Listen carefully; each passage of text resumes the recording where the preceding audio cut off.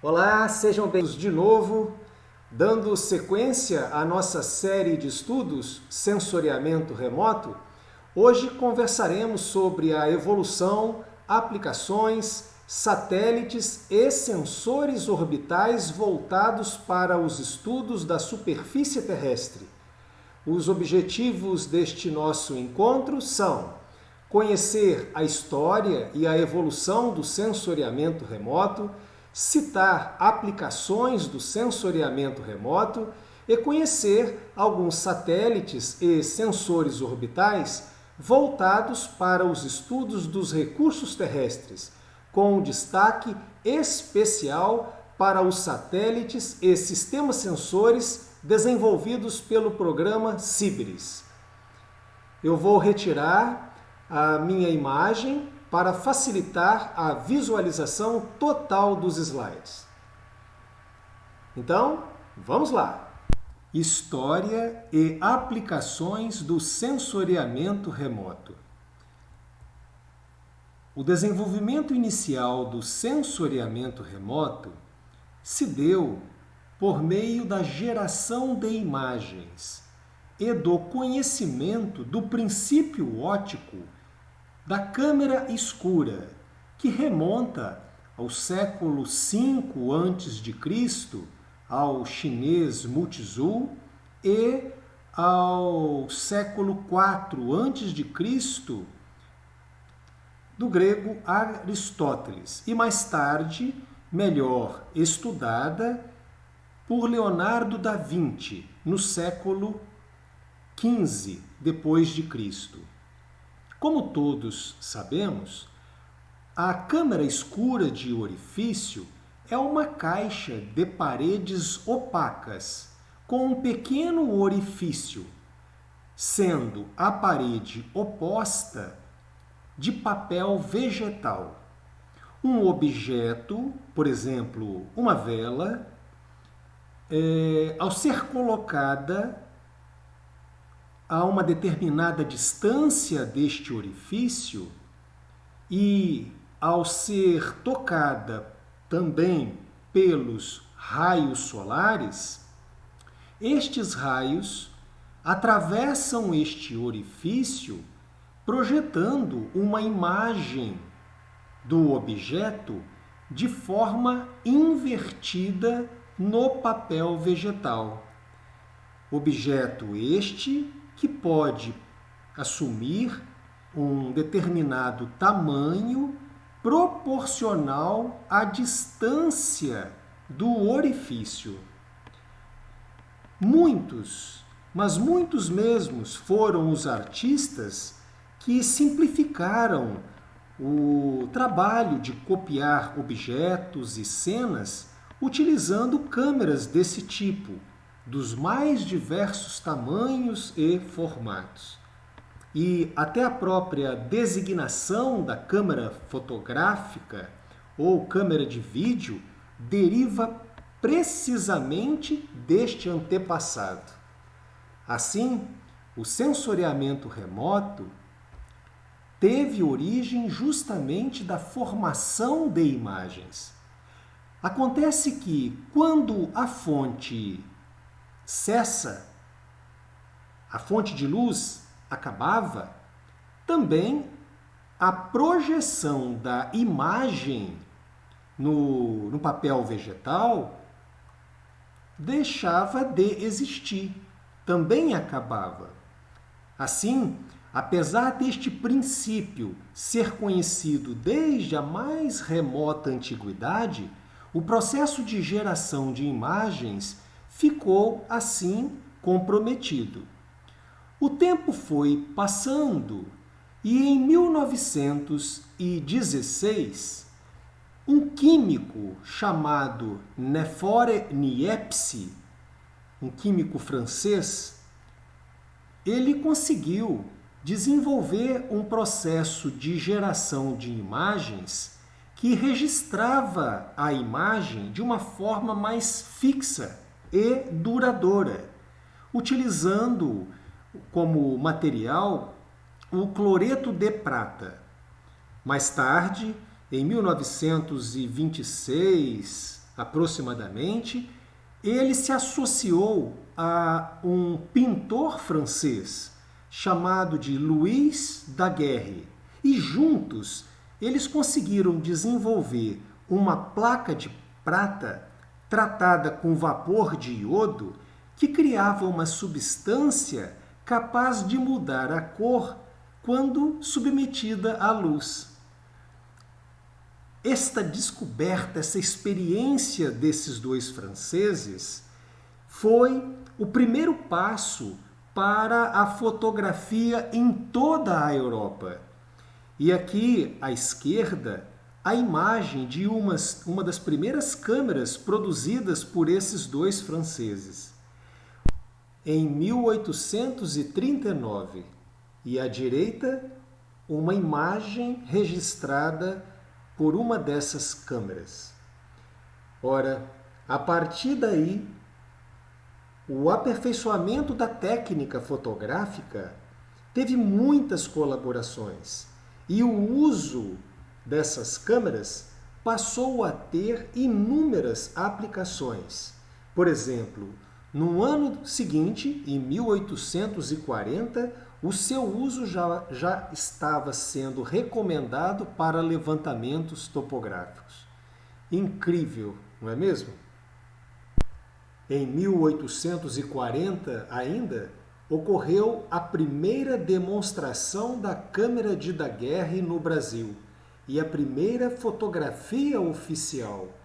Quem trouxe a novidade da França foi Louis Compete, e quem produziu as primeiras fotos da família real brasileira e do Palácio São Cristóvão, em Petrópolis, Rio de Janeiro, foi o norte-americano Auguste Morrant. Conta a história que o próprio imperador Dom Pedro II, com 14 anos de idade, adquiriu uma câmera de Daguerre e começou a produzir imagens. Foi a primeira vez que um dispositivo como este passou a ser utilizado pelas mãos de brasileiros. E a ele é atribuído, por isso, o título de primeiro fotógrafo brasileiro. Interessante, não?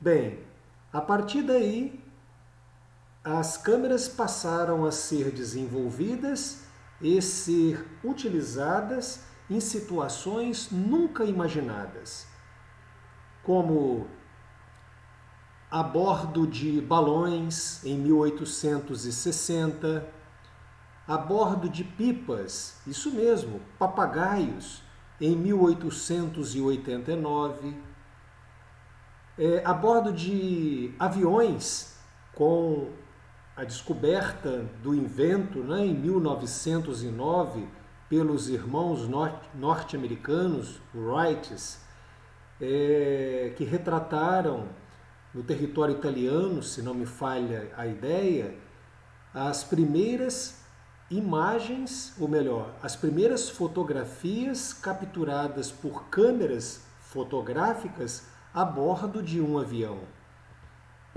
Vale destacar que os irmãos Wright foram os primeiros a patentear o invento do avião, mas Santos Dumont, em 1906, realizou um voo em Paris de 220 metros, com 14 bis. E detalhe, sem o auxílio de catapulta, utilizando mecanismos próprios. Acontece que Santos Dumont nunca se preocupou em registrar os seus inventos. E o mérito, portanto, da descoberta ficou para os irmãos Wright na história. Santos Dumont, ao contrário, divulgava os seus projetos à imprensa e a outros aviadores. Para ele, o invento era um legado da humanidade, uma grande lição deixada para todos nós, não é verdade? Bem, Acontece que essas câmeras fotográficas continuaram sendo usadas em situações ainda mais diferentes. Observe, acopladas em pombos-correio.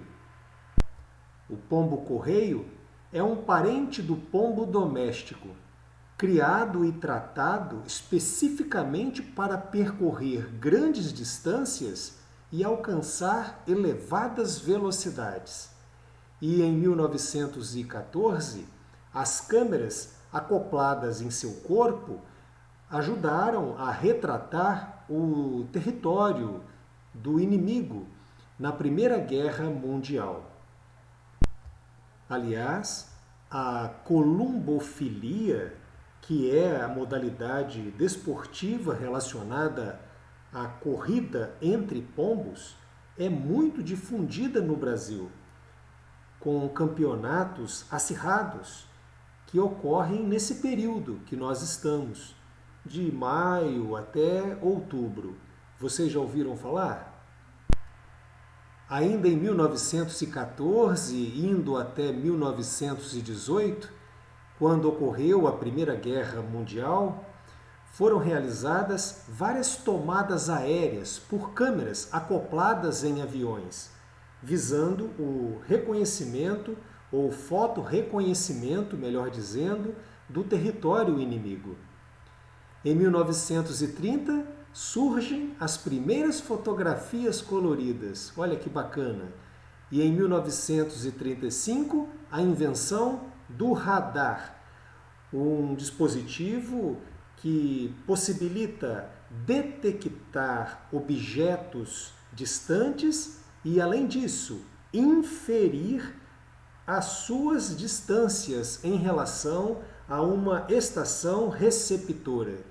Na imagem, um dos pioneiros no desenvolvimento desta tecnologia, o britânico Robert Watson Watt, que conseguiu desenvolver um radar com capacidade para detectar aeronaves às distâncias superiores a 100 quilômetros. Em 1940, o lançamento do foguete alemão V2, e com ele foi possível registrar as primeiras imagens da superfície terrestre a 130 quilômetros de altitude. Mais precisamente, isso em 1946. De 1939 a 1945, período que ocorreu a Segunda Guerra Mundial, deram-se o desenvolvimento dos sensores na região do infravermelho, sensores multiespectrais e sensores que atuam na região do micro-ondas. Em 1940, ocorreu o desenvolvimento dos sensores sensíveis à radiação do infravermelho, principalmente para detectar a camuflagem na Segunda Guerra Mundial. E em 1944 ocorreram o desenvolvimento das câmeras multiespectrais e dos sensores que atuam na região do micro-ondas, também com intenção militar para detectar aeronaves inimigas. 1957 foi o ano marcado pelo primeiro satélite artificial da história colocado no espaço com sucesso, o famoso Sputnik, desenvolvido pela Rússia. O satélite apresentava cerca de 83 kg, 50 centímetros de diâmetro e orbitou a 970 quilômetros de altitude. O objetivo principal deste satélite foi estudar as propriedades das camadas superiores da atmosfera terrestre, as condições de cargas úteis para o espaço e os efeitos da radiação e da gravidade sobre os organismos vivos, com foco na preparação de missões tripuladas. Em 1960, surge pela primeira vez o termo sensoriamento remoto. Olha que bacana! E 9 anos após, as primeiras imagens orbitais multiespectrais na faixa ou banda do verde, vermelho e infravermelho, que possibilitaram gerar uma imagem colorida da superfície terrestre. Essas imagens foram capturadas durante o programa Apollo, coordenado pela NASA, que tinha como objetivo colocar um homem na Lua. O projeto compreendeu vários voos tripulados e em vários deles foram realizados registros como este. De 1969 até os dias de hoje, muita coisa aconteceu, mas muita mesmo. Entre os principais marcos, destacam-se, em 1970, o florescimento ou fortalecimento do processamento digital de imagens, o uso integrado do sensoriamento remoto com o Sistema de Informação Geográfica, nossa próxima unidade de estudo, SIG, e também o início das atividades de sensoriamento remoto no Instituto Nacional de Pesquisas Espaciais, o INPE, vocês conhecem? Que fica localizado em São José dos Campos. Em 1972 a 1973, ocorreu a implantação da Estação Receptora de Dados de Satélites de Sensoriamento Remoto em Cuiabá. Fato muito importante para nós. Em breve, vamos aprender a baixar imagens de satélites que foram recepcionadas por esta estação que fica localizado em Cuiabá. Em 1977, a invenção do drone, do veículo aéreo não tripulado, pelo engenheiro israelense Abi Karen. E também o desenvolvimento e lançamento de vários satélites e sensores orbitais. Esses pontinhos de interrogação e esses pontinhos de reticência sugerem o lançamento de satélites e sensores em diferentes anos, como estes que estão sendo mostrados neste slide. A maioria destes satélites possuem sistemas sensores que foram desenvolvidos para a coleta de informações de recursos naturais. Sugiro que vocês escolham um destes satélites e façam uma pesquisa sobre a sua origem, finalidade e sistemas sensores que possuem, procurando investigar a resolução espectral, radiométrica, espacial e temporal dos mesmos. Sugiro que façam também uma investigação sobre os sensores orbitais do Programa Espacial Brasileiro, CIBERES. Olha a gente aí. E procurem dar destaque na pesquisa para a câmera multiespectral regular MUX, que foi acoplada nos últimos satélites CIBERES, o 4 e o 4A. O programa CIBERES, como vocês verão na pesquisa, ele é uma iniciativa entre dois países, Brasil e China. CIBERES significa C de China, B de Brasil, E de Earth, R de Research e S de Satélite. Ou seja, uma parceria entre dois países por meio das agências espaciais brasileira e chinesa. Essa parceria ela foi firmada em 6 de julho de 1988 e este ano completa 32 anos. Os responsáveis pela execução do programa são o INPE, Instituto Nacional de Pesquisas Espaciais pelo Brasil, e a Academia Chinesa de Tecnologia Espacial pela China. O esforço desta parceria resultou no desenvolvimento de 6 satélites, todos eles com sensores orbitais específicos para o monitoramento dos recursos terrestres. São eles o Sibris-1, que foi lançado em 14 de outubro de 1999, o Sibris-2 em 2003, o Sibris-2B em 2007, o Sibris-3 em 2013, o Sibris-4 em 2014 e o Sibris-4A, lançado no final do ano passado, no dia 20 de dezembro de 2019.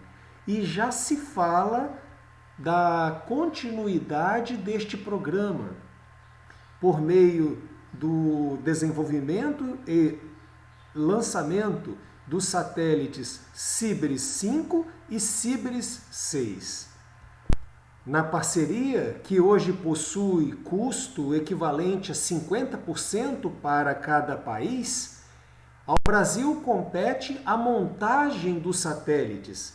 Aqui mostrado a montagem do Sibris-4A, que foi desenvolvido para trabalhar numa órbita heliosíncrona, numa altitude de 629 quilômetros, possui massa de 2.000 quilos e sensores WPM, MUX e WFI, que possuem resoluções espacial, espectral, radiométrica e temporal que variam nesses valores. Espacial de 2 a 55 metros, espectral trabalha nas bandas do vermelho, verde, azul, infravermelho próximo e a pancromática, radiométrica de 8 a 10 bits e temporal de 5 a 31 dias.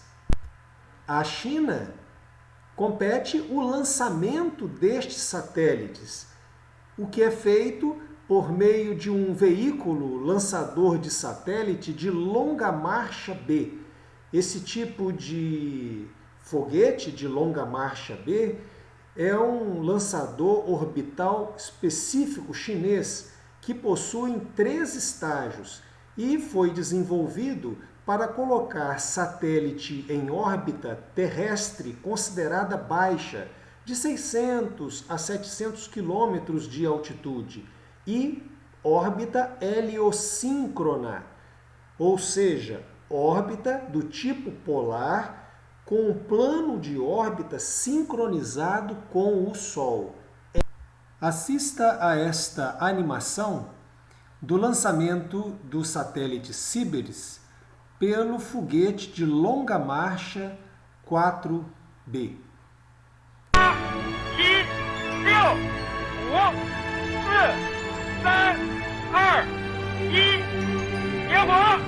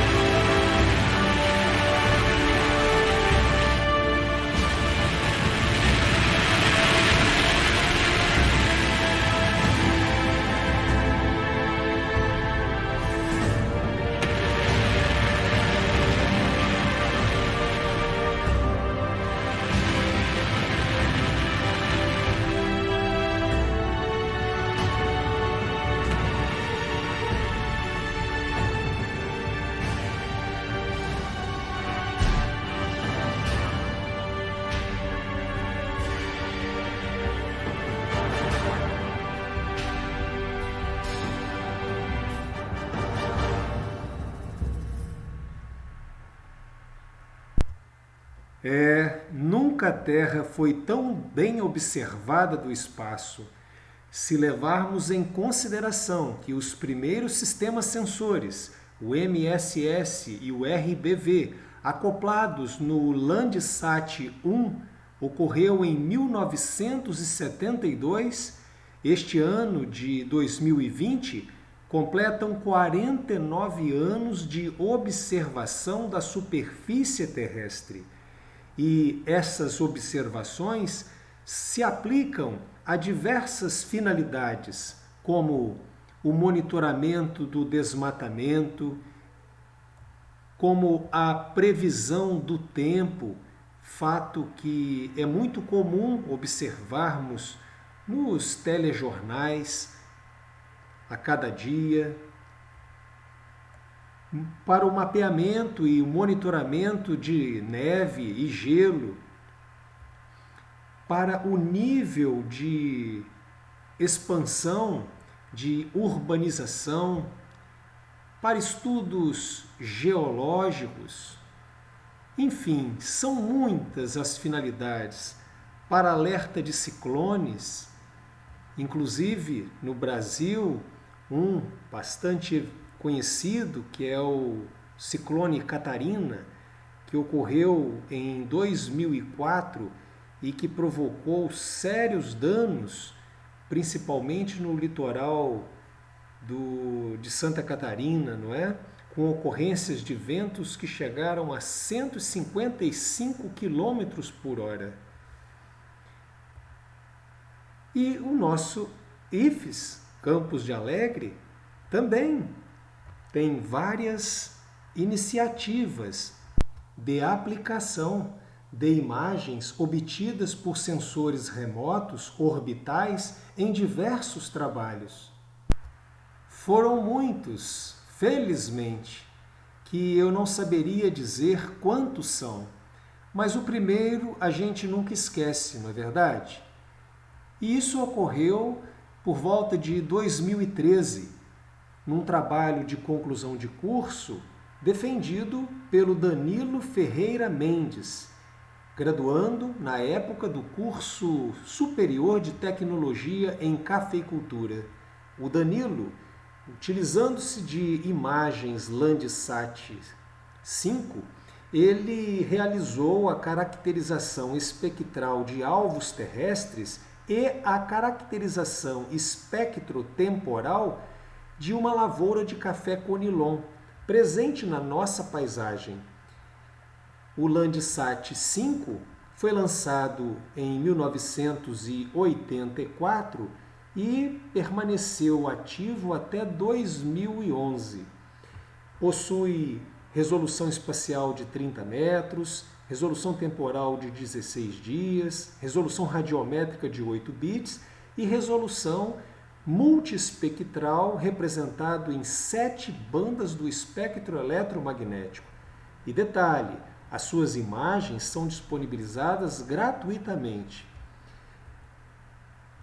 O Landsat 5, portanto, ele possui um sistema sensor chamado TM, que é o TMAP-Mapper, e com 7 bandas do espectro eletromagnético, na faixa do azul, de 0,45 a 0,52 micrômetros, lembra? Na faixa do verde, do vermelho, do infravermelho próximo, do infravermelho médio, do infravermelho termal e do infravermelho distante. Assim, o Danilo ele selecionou 5 alvos da nossa paisagem presentes no IFES, Campos de Alegre, a saber, a água, representada aqui pelo rio Itapemirim, o café, a mancha urbana pela área ali de Rive, do distrito de Rive, não é? O fragmento florestal, que refere-se aqui ao fragmento florestal do PEAMA, do nosso polo de educação ambiental, e a pastagem. Assim, o Danilo, ele de posse dessas imagens, e num programa computacional de sistema de informação geográfico, que nesse caso foi o ArcGIS, realizou algumas correções geométricas e em seguida coletou os números digitais destes alvos presentes nas imagens, nos respectivos alvos de interesse. E, utilizando-se de algumas equações, ele calculou os valores de radiância e reflectância. E de posse desses valores, aí sim, ele fez a caracterização espectral destes alvos por cada banda do espectro eletromagnético. Aqui está um dos resultados do trabalho, a assinatura espectral dos alvos. Observem que no TM3, que representa a faixa do espectro eletromagnético do vermelho, café, fragmento florestal e pastagem possui os menores valores de reflectância, ou seja, refletem pouco, por conta de que nessa faixa do espectro eletromagnético os vegetais utilizam esse tipo de comprimento de onda para realizar o processo fotossintético. Assim, absorvem mais a radiação, entenderam?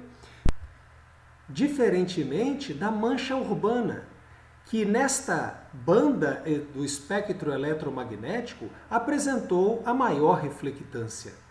Notem agora o comportamento dos alvos na banda que equivale ao TM4, o infravermelho. Os vegetais foram aqueles que apresentaram os maiores valores de reflectância.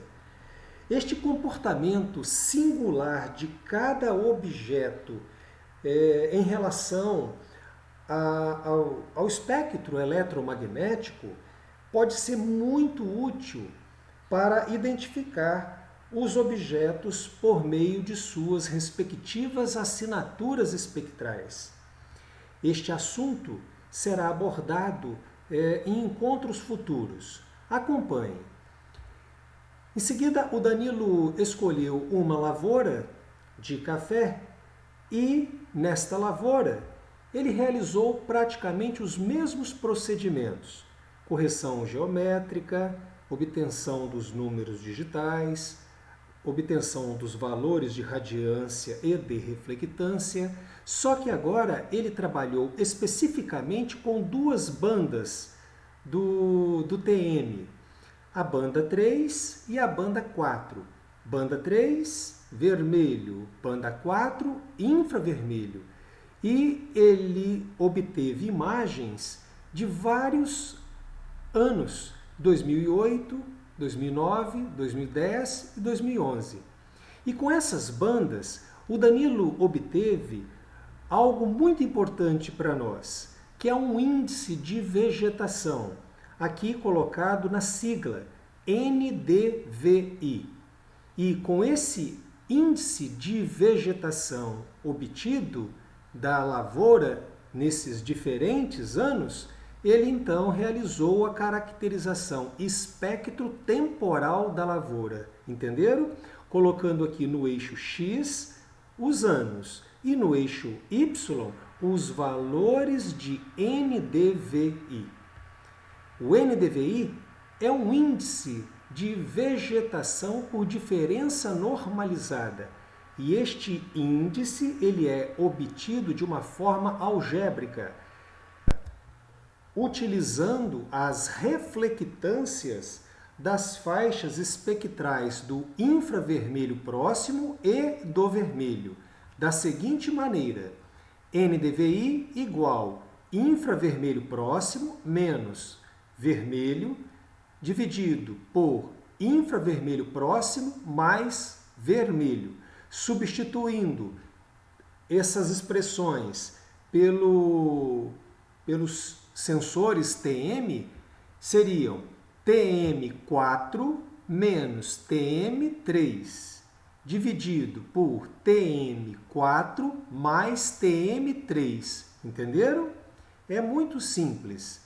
Assim, o Danilo, de posse destes índices, nesses diferentes anos, ele realizou o monitoramento da lavoura de café via NDVI.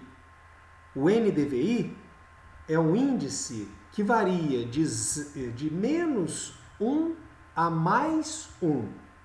Os valores negativos representam as nuvens e ao redor de 0, o solo nu ou sem vegetação. Quanto maior o valor do índice de vegetação, NDVI, significa dizer que maior o grau de verde da superfície. E isso pode ajudar a inferir a existência de uma vegetação mais densa, em pleno vigor de crescimento, o que foi observado no trabalho de campo realizado dentro deste período de 2008 a 2011. Observe, os valores de NDVI foram crescentes. Dessa maneira, ele concluiu que o sensor TM do Landsat 5 possui sensibilidade para avaliar o monitoramento do cafeeiro. Ele percebeu que as variações de NDVI acompanham a variação do vigor vegetativo e que a análise das reflectâncias dos pixels puros dos alvos potencializa a identificação e a discriminação dos mesmos. Aqueles que ficaram interessados em conhecer um pouco mais o trabalho do Danilo, basta acessar a página da nossa instituição e, em seguida, clicar em Biblioteca e depois digitar na pesquisa geral o nome dele, Danilo Ferreira Mendes. Vocês irão encontrar os 2 trabalhos que ele desenvolveu no IFES Campos de Alegre.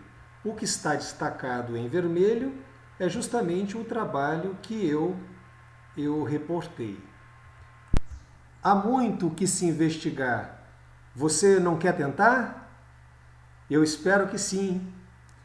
Faça a pesquisa proposta e, se demonstrar interesse em realizar trabalhos com imagens orbitais, entre em contato. Eu terei a maior satisfação de trabalhar com você. Um forte abraço e até o próximo encontro.